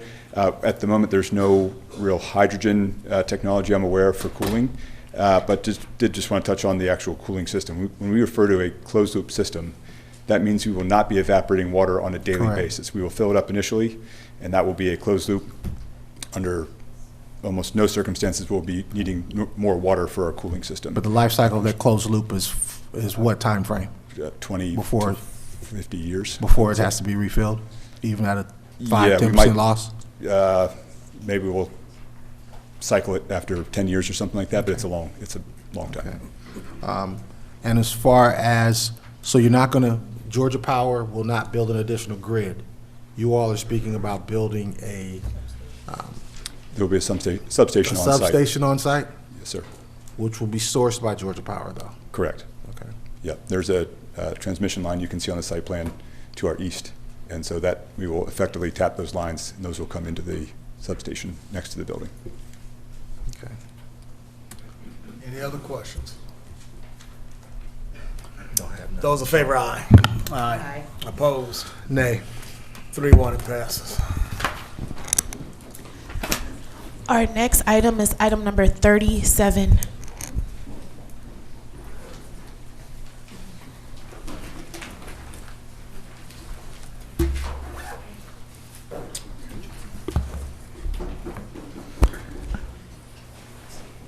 Item number 37, that's BOC 24080442. This is a conditional use request that's located for property at 3200 South Park Boulevard. The applicant is Battle Law PC, who is requesting this conditional use request within the heavy industrial zoning district. And the property is located, it has 25 acres, and it is located in Commissioner One's district. This particular property, this board did hear a request in the previous month on this area. Just to note that this property is not part of the PUD, Ellenwood PUD, but it's a standalone industrial park.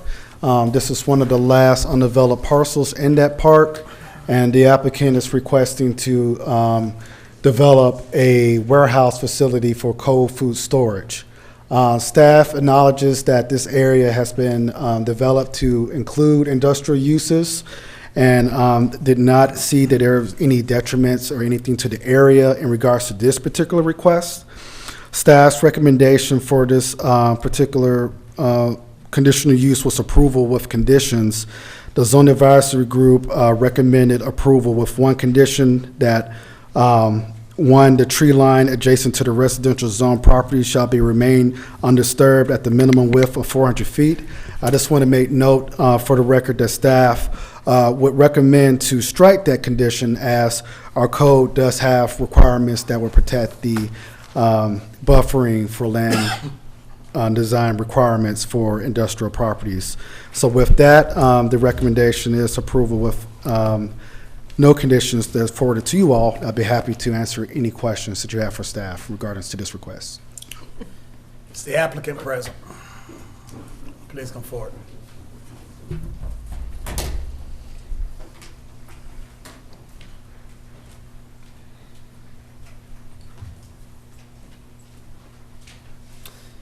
How many minutes for rebuttal? I'd like to reserve 2 minutes for rebuttal. 2 minutes. Set the timer at 8 and please proceed. I think you know the drill by now. I know it. Thank you. All right. Good evening, Commissioners. It's great to be with you all again. Josh Mahoney, attorney at Battle Law, PC 3562, Habersham, North Lake in Tucker, Georgia. Here on behalf of the applicant. I'm also joined this evening behind me by Scott McGarity and Will Greer, who are with BBP Chill, who represent the applicant.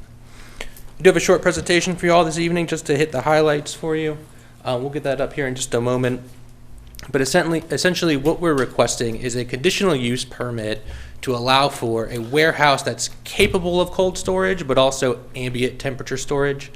We're looking to build the warehouse in an established 352-acre master planned industrial park. And so we think our use will fit right in with the surrounding industrial uses that are already established in the area.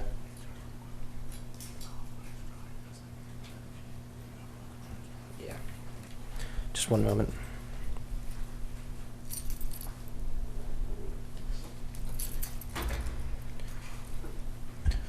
So just a moment while we get the presentation pulled up.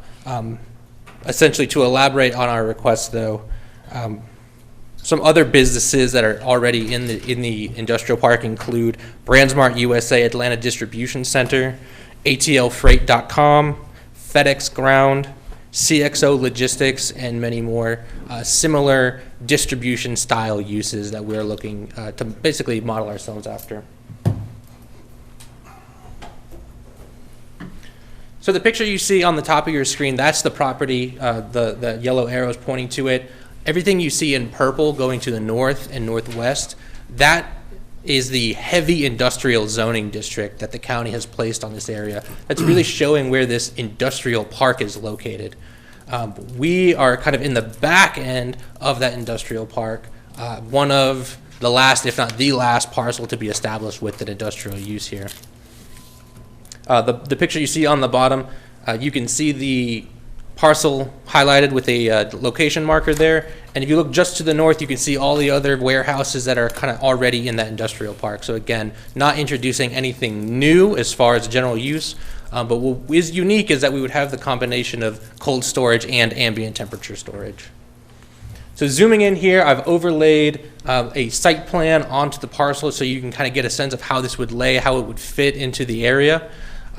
Again, we have all of these warehouses kind of coming down here. We would just kind of be the termination warehouse for the industrial park.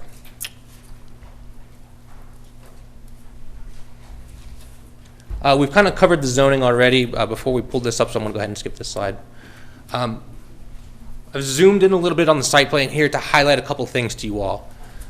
We're going to have copious amounts of landscaping around the perimeter of the property. You can see the trees that we've shown around the parking lot, as well as to the east. And we want to highlight the east because, as you saw on the zoning map, there are some residential properties immediately to the east. And we want to make sure that we're doing all we can to protect those individuals when we bring this use. So the original condition that was in the packet stated that we needed to have a 40-foot undisturbed buffer. And the reason we're looking to strike that condition per staff's advice is that we want to do a 50-foot buffer, but we want to put in additional trees and a 6-foot tall opaque fence. We couldn't do that if the buffer was undisturbed. And so we want to increase it and make it a very nice, very attractive buffer and provide the additional protection that comes from that fence. One other thing to note that's not quite as easy to see on this plan is that there's a 30-foot drop from the base of where the fence will be down to where the property will sit. So what that means is the property is going to be below the sight line of those individuals who have their backyards right there. With that drop in topography, with the trees and with the fence, we think that we have a really effective screen between our proposed use and those uses. So we think that this is going to not have a huge impact on the folks who are living nearby. Here are just some elevations for you to show what we're proposing. We're showing a really nice building here. We've got a couple offices on either corner of the proposed warehouse where folks will be able to come in, do their business, as well as process deliveries and things like that.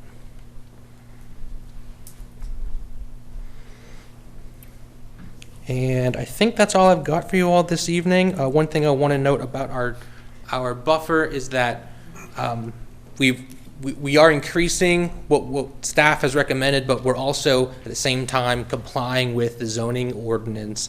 The 40-foot was a little shy, so we brought it up so that we're meeting that standard as well as able to install all of that additional screening.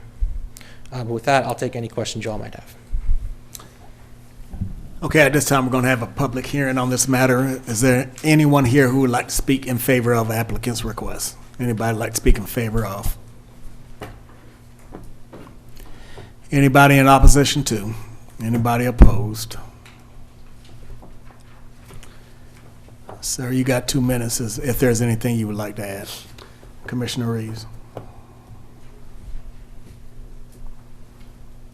A motion? You did for and against? Yeah. Nobody spoke up. Okay. I would like to make a motion for BOC for item BOC 2408-0442 for approval, but striking the condition from staff for the modification from the developer. Did I get that right, Chuck? That's clear enough. Is there a second? Second. Any other questions? Those in favor, aye. Aye. Opposed? It's unanimous. Next item is item 38.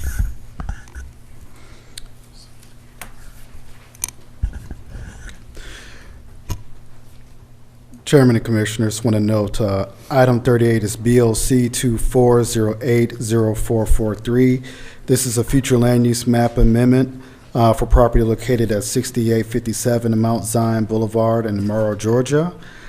This is also associated with item number 39, which is BOC 2408-044 for rezoning for the same property.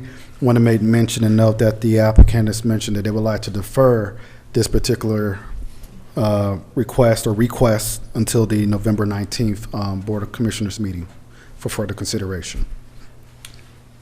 You said they wanted to withdraw it? No, defer meaning to table it until the next meeting. Oh, they want to table it? Yes. Okay. Commissioner Reeves, how would you like to move?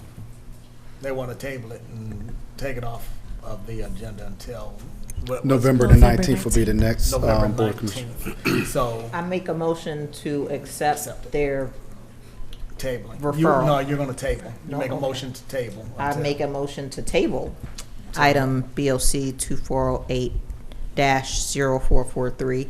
Can I make a companion motion to, okay, great. And also table BOC 2408-04444. Until November 19th meeting. Yes. All right. Table both? Can you table both in the same motion? Yeah, because we're not going to have a hearing on it. Is that motion? I'll take this. I'll make the second, rather. Any questions? Those in favor, aye. Aye. Opposed? It is unanimous. Is there a need for executive session? Yes, on litigation, personnel, and real estate. All right, is there a motion going to executive session for litigation, real estate, and personnel? So moved. I'll second the motion. Those in favor, aye. Aye. Those opposed? It is unanimous. Have a great evening, everyone. Motion to reconvene. So moved. I'll second. Those in Second. favor, aye. Aye. Opposed? It's unanimous. Mr. Reed, please take them together. All right, the first is a settlement agreement between Sino de la Rosa on the one hand, Board of Commissioners, Clayton County, Timothy Spakowski, Sheriff Hill, Sheriff Allen, et cetera, relating to a lawsuit relating out of a traffic incident that occurred on July 11, 2018 on Terra Boulevard at or near its intersection with Georgia 138. And that is in the amount of $60,000, and that requires dismissal of the civil action number 2019 CV 04704. Next is Diana Chavez against the same defendants relating to a traffic incident that occurred on July 11, 2018 on Terra Boulevard at or near its intersection with Georgia 138. And that is in the amount of $335,000, and that requires dismissal of the civil action, Civil Action 2019 CV 04704-11. Next is a settlement between Terrence Gibson and the respondent, Levon Allen, in his capacity as Sheriff of Clayton County, as to employment matter pending before the Clayton County Civil Service Board, and that is in the amount of $120,000. The next is a settlement agreement between Eureka Goodman on the one hand, Alex Chandler, the Board of Commissioners, Clayton County, Georgia, and the Police Department, in the amount of relating to a traffic incident that occurred on September 26, 2018 in the parking lot of the Clayton County Jail, and that is in the amount of $40,000. The next is Felicia Stewart, a settlement agreement with Felicia Stewart relating to a automobile accident collision which occurred on May 21st, 2022. And that is it's a lawsuit against Demetrius Woods Christian in Clayton County, Georgia, and others. And that is in the amount of $128,000, and that requires dismissal of the civil action file number 2023 CV 01319 in Clayton County State Court.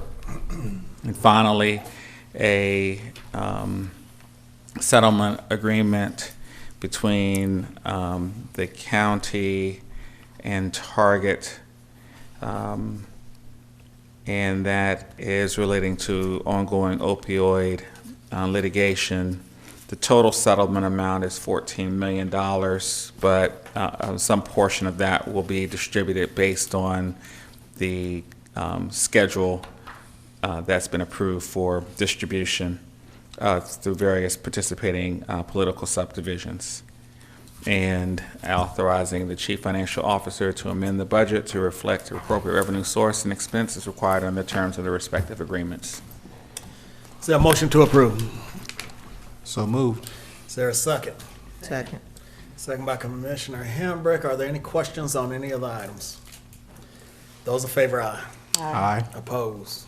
It is unanimous. Is that it? Okay, motion to adjourn. So moved. I'll second. Okay, I'll let Commissioner Reed second. Those in favor, aye. Aye. Opposed? It's unanimous.